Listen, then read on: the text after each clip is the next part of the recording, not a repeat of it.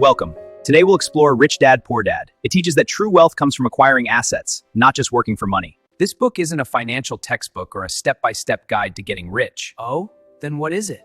It is a conversation about a way of thinking in which the author shows two different views on life, money, work, and responsibility, and does this through simple, sometimes even harsh examples, so that the person listening or reading begins to see the world differently than they were taught from childhood. The author seems to put two voices before the reader, one of which speaks of stability, good education, permanent work, fear of making mistakes, and the need to work all their lives for a salary, and the other voice speaks of freedom, financial literacy, understanding how money works, and responsibility for their own decisions, even if they scare and force them to go beyond the usual. This book explains that most people work their whole lives not because they want to, but because they are afraid of losing income, afraid of making a mistake, afraid of looking stupid. And it is this fear that makes them agree to a life in which money controls a person and not a person controls money.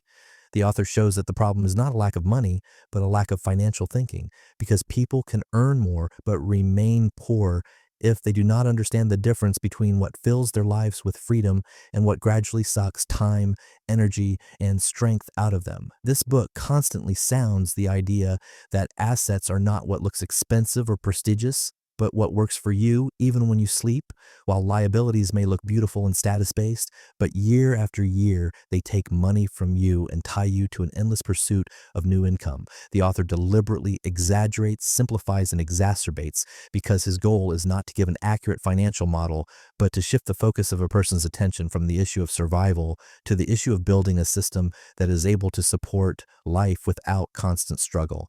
This book does not say that working is bad. It says that it is dangerous to work all your life just for money without thinking about what will happen tomorrow, what will happen in 10 years, and what will remain when the strength to work becomes less. The author constantly leads to the idea that true value is financial education, the ability to see opportunities, the ability to learn new things and take responsibility for your own decisions, even if they are not approved by the majority. It is important to understand that this book cannot be taken literally because it does not call for quitting your job, does not call for reckless risk-taking, and does not promise quick enrichment.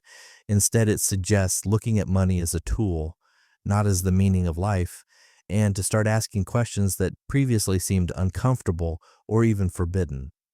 The real power of this book is that it makes a person think about why they do exactly the way they do, why they are afraid of change, why they choose short-term comfort over long-term freedom, and why they so often agree to live according to the script that others have written for them.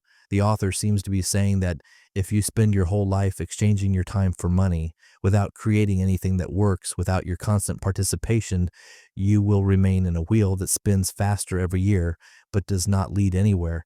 And at the same time, it shows that the path to a secure life begins not with big money, but with small decisions, with a desire to learn, with a willingness to look at the world more broadly, and with the understanding that financial freedom is not an event, but a process that begins in the head. This book leaves behind questions, not answers, and that is its value.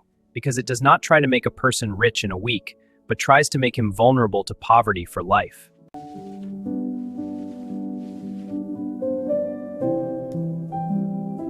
Thank you for being with us. If you liked it, please like and subscribe.